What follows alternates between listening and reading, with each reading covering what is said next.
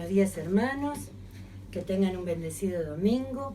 Hoy vamos a seguir trabajando y estudiando cómo interpretar los evangelios. Es la lección 31. Miguel nos relataba la semana pasada algunas consideraciones fundamentales que tenemos que tener en cuenta para estudiar, para interpretar los evangelios. Hoy vamos a estar viendo otro tipo de cuestiones que tenemos que tener en cuenta para poder hacer una buena interpretación, que son los contextos. Vamos a empezar con el contexto histórico de Jesús. ¿En qué momento estaba viviendo el Señor? Veníamos del Antiguo Testamento, en el libro de Malaquías, donde 60.000 israelitas habían regresado a Palestina bajo el gobierno persa, luchando contra una indiferencia espiritual y apostasía. Entonces damos vuelta a la página y nos encontramos con el Nuevo Testamento, con estos 4 evangelios, que estaban en otro momento histórico. Estaban bajo la opresión del Imperio Romano.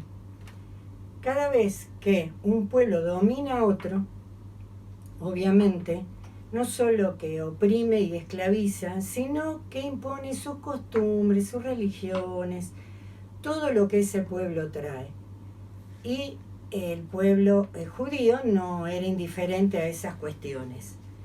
Entonces nos encontramos con este imperio romano dominando las tierras y encontramos otro tipo de personajes como fariseos, saduceos, había un Sanedrín, doctos de la ley, sinagogas, había judíos dispersos por todos lados. Entonces tendríamos que hacernos algunas preguntas para ver este contexto donde vivía Jesús. ¿Quiénes eran esos doctores de la ley? ¿Quiénes eran los samaritanos y por qué se tenían tanto odio con los judíos? Esas preguntas nos van a hacer entender un poco más sobre la vida de Jesús. En Juan 4:20 tenemos, en el relato de la mujer samaritana con Jesús, dice: nuestros padres adoraron en este monte y vosotros decís que en Jerusalén es el lugar donde se debe adorar. Era lo que la mujer samaritana le decía a Jesús. Después podemos ver estas diferencias que tenían, ¿no? Los samaritanos con los judíos, teniendo por menos los judíos a los samaritanos, y esas diferencias hacían que estén más separados y se miren distintos. Jesús habla con las samaritanas sin ningún problema. En Mateo 27:1 vemos cómo ante una dificultad el último que decide es el gobierno romano. Venida la mañana, todos los principales sacerdotes y los ancianos del pueblo entraron en el consejo contra Jesús para entregarle a muerte. Si bien los sumos sacerdotes podían actuar, podían hacer determinadas cosas, pero el último que tenía la palabra sobre pena de muerte era el gobierno romano, que era el que gobernaba. Otra cosa que podemos ver, Jesús, en Lucas 19:5-6, la historia de Zaqueo, es que dice: cuando Jesús llegó a aquel lugar, mirando hacia arriba, le vio y le dijo: Zaqueo, date prisa, desciende porque hoy es necesario que pose en tu casa. Entonces él descendió a prisa y le recibió gozoso. Otra mirada que tenemos acá. En gente trabajando para el Imperio Romano. Los publicanos, ¿quiénes eran? Eran estas personas que trabajaban para el Imperio Romano cobrándole impuesto a los judíos y quedándose con algún vuelto. No estaban bien vistos. Si vemos, ni la mujer samaritana estaba bien vista, ni los samaritanos, ni los publicanos. Sin embargo, Jesús, se acerca a ellos, porque era lo que tenía en el entorno y a ellos quería llegar. Pero no nos quedemos en este contexto y en lo que pasó en sí, sino veamos qué pasaba alrededor de la vida de Jesús. Después tenemos que ver también un contexto histórico de los evangelistas. Estos 4 evangelistas, Mateo, Marcos, Lucas y Juan, no escribieron estos evangelios, estas palabras, después de la muerte y resurrección del Señor, sino que pasó mucho tiempo. Y obviamente al pasar el tiempo, las cosas fueron cambiando. Este contexto histórico de estos 4 evangelistas fue cambiando. Para tener una referencia, Mateo se estima que la fecha en que lo escribió fue entre el 50 y antes del 70 después de Cristo. Habían pasado una cantidad de años. Marcos entre 50 y 60 después de Cristo. Lucas entre 60 y 61 después de Cristo. Y entre 80 y 90 Juan. El contexto de estos libros era distinto y se había modificado todo. Ya Jesús no estaba. ¿Qué había pasado con su palabra, con todo lo que había hecho? Por ejemplo, en el Evangelio de Mateo, si buscamos el versículo, en el capítulo 16, versículo 18, dice: y yo también te digo que tú eres Pedro, y sobre esta roca edificaré mi iglesia, y las puertas del Hades no prevalecerá contra ella. Acá utiliza la palabra iglesia. Y en los tiempos de Jesús no había iglesia. Entonces, es un dato que nos suma este evangelio, que ya se estaba formando la iglesia, que había otro momento histórico en ese momento. En Mateo 4:23 hace una mención a las sinagogas. Dice: y recorrió Jesús toda Galilea, enseñando en la sinagoga de ellos y predicando el evangelio del reino y sanando toda enfermedad y toda dolencia en el pueblo. ¿Por qué haría referencia Jesús? Habría dicho enseñando en las sinagogas de ellos. Si Jesús era judío y predicaba en las sinagogas, ¿por qué iba a utilizar ese término? Porque ya había una distinción en la época que se escribieron los evangelios. Son pequeñas referencias que nos hacen tener otra visión y que a veces la leemos y las pasamos y no nos detenemos. Está muy bueno este estudio porque, nos da otra mirada sobre estos evangelios. ¿Qué género literario tiene estos 4 libros? Porque veníamos viendo todos los géneros literarios que tenían los distintos libros de la Biblia. Este no lo podemos encasillar en uno solo. En los evangelios encontramos la biografía de Jesús, pero no es una biografía estricta ni los datos están en forma cronológica. Es una biografía distinta. Los autores Gordon Free y Stuart Douglas lo dicen de esta manera: los evangelios constituyen un género literario singular, tan único como la persona que lo originó, el Señor Jesús. Ninguno de ellos es en sentido estricto la biografía de Jesús, aunque los 4 abundan en datos biográficos. Eso no lo podemos negar. Tenemos muchos datos biográficos, pero no es una cronología de su vida. Por ejemplo, Mateo propone demostrar que Jesús es el Mesías, ese Mesías prometido, descendiente de David. Comienza su evangelio en Mateo 1:1 diciendo: libro de la genealogía de Jesucristo, hijo de David, hijo de Abraham. Pone el énfasis en ese punto. Marcos, lo que escribirá es apenas el principio del Evangelio de Jesucristo. Tiene otra mirada en Marcos 1:1. Es el principio del Evangelio de Jesucristo, Hijo de Dios. Así encara y presenta su historia. En Lucas, si bien aclara que hizo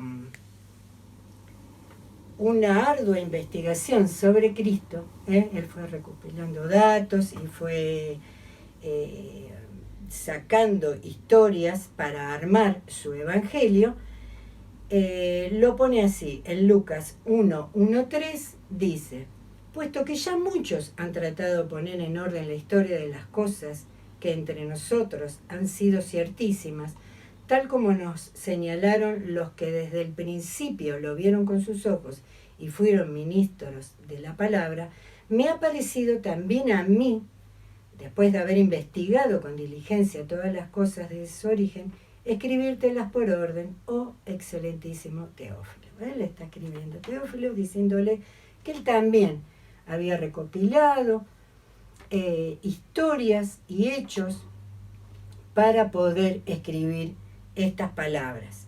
Tenía esa intención. Ninguno encadena los acontecimientos siguiendo un orden estrictamente, como decía antes, cronológico, sino por orden de importancia, por orden de que a ellos les parecía. ¿Por qué? Porque tenían su impronta. No nos olvidemos que fueron partícipes de todas las vivencias de Jesús. Fueron protagonistas y tuvieron una visión. Pero aparte, tenían una vida propia y tenían conocimientos y venían de distintos oficios. Entonces cada uno aporta su mirada y le pone esa impronta a su libro. No hay tanto una formación histórica como una formación teológica. No nos olvidemos de eso. Tenemos que tener en cuenta que hay muchos autores, muchos estudiosos, que a estas biografías no son biografías estrictamente como biografías con hechos cronológicos, sino son biografías teológicas. No nos apartamos de eso. Los evangelios son documentos teológicos escritos para instruir y alentar a los creyentes y para convencer a los incrédulos de la verdad de su mensaje. Ese es el verdadero motivo. No tenemos que perder de vista eso. Porque se enfocan especialmente en la obra de salvación realizada a través de la vida, muerte y resurrección de nuestro Señor Jesús. No nos olvidemos tampoco, podemos citar a Pablo en 2 Timoteo 3:16, este motivo principal, que dice: toda escritura es inspirada por Dios y útil para enseñar, para redarguir, para corregir, para instruir en justicia. Toda la escritura es inspirada por Dios. No quedan afuera estos 4 evangelios que fueron inspirados por nuestro Señor. Y después podemos tener también una interpretación y una lectura de los evangelios que la podemos dividir en 2. Una lectura e interpretación, y la podemos estudiar en forma vertical y en forma horizontal. ¿Qué es en forma vertical? Es estudiar el evangelio, tomar un evangelio y leer este relato en el contexto de Jesús, de la vida de Jesús, y en el contexto del evangelista. ¿De quién estaba hablando? Tenemos que tener en cuenta los 2 contextos. Entonces hacemos un estudio intenso de un solo evangelio. En particular, cada relato agrupó las enseñanzas de una manera específica e incluso dejó de lado determinados sucesos, porque no todos cuentan los mismos sucesos. Como decíamos antes, cada uno tuvo una intención. Al armarlos, ponerlos, reunir todos los hechos que a cada uno le interesó. Y después, como decía anteriormente, una lectura horizontal para traer a luz los 4 evangelios sobre algún hecho. Entonces, tenemos que considerar qué dice, tomamos un texto, qué dice en un evangelio, qué dice en el otro. Podemos agregar datos, pero no nos detengamos en eso. Podemos armar un relato más largo y con más información, pero no nos tenemos que quedar en eso. Tenemos que ver a cada evangelio con lo que trae a cada uno. Y después esta lectura horizontal que podemos hacer de ver un determinado texto y ponerlo en comparación con los otros, o buscar y recopilar información de los otros, podemos leer primero estos paralelos. Nos harán a menudo que apreciemos lo que distingue cada uno en cada evangelio. ¿Qué se distingue en el de Mateo? ¿Qué se distingue en el de Juan? Por esa impronta que tenía cada uno y qué quería contar cada uno. Después podemos ver, yo se los dejo para que lo hagan de tarea. Por ejemplo, dice que Jesús tuvo 7 dichos en la crucifixión. Uno lo registró Mateo, y lo podemos ver en Mateo 27:46. Y también lo registró Marcos, en Marcos 15:34. Otros 3 dichos lo hizo Lucas. Lucas lo podemos leer en el 23, 34, 43 y 46. Y en Juan, los últimos 3 dichos, que están en Juan 19, 26, 27, 28 y 30. Es Jesús hablando en la cruz, interpretado y citado por cada evangelista en este. Y cada uno tuvo un propósito. Tengamos en cuenta esto. Todos son veraces, todos sucedieron. No hay duda en eso. Pero sin embargo hay intenciones teológicas por las cuales fueron agrupados algunos y omitidos y tratados en forma general otros. Y también en esta lectura horizontal que hacemos con los 4 evangelios, viendo un mismo relato de 4 maneras distintas, tenemos este segundo paralelo que nos va a ayudar a estar conscientes de los distintos tipos de contexto y en qué materiales hay iguales o similares en este relato histórico. Cómo iba progresando la iglesia, y lo tenemos en Mateo 16, 18, que lo leímos anteriormente. Dice: yo también te digo que tú eres Pedro, y sobre esta roca edificaré mi iglesia, y las puertas del Hades no prevalecerán contra ella. Nos está hablando de un relato de una iglesia, cómo se está formando y qué pasaba, qué problemas había en torno a esto. Yo quiero terminar con 2, una con una cita de Alejandro Pelufo y otra es citando un versículo que leímos. Alejandro Pelufo nos deja esta frase: los evangelios lo que ofrecen es un retrato, mejor dicho, 4 retratos de Jesús, el Mesías, el Hijo de Dios, en palabra y hecho, y un llamado a seguirle por el camino de la salvación. No perdamos de vista este relato.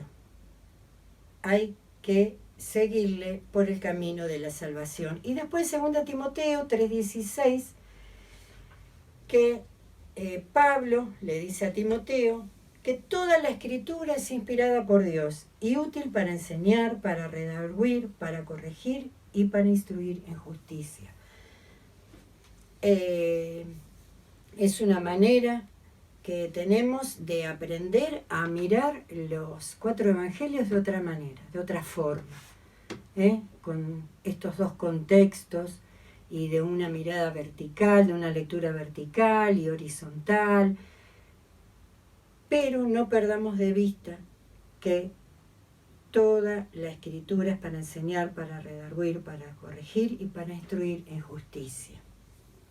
Bueno, queridos hermanos, espero que les haya sido de bendición y que haya sido claro esta lección. Nos vemos a continuación en la reunión.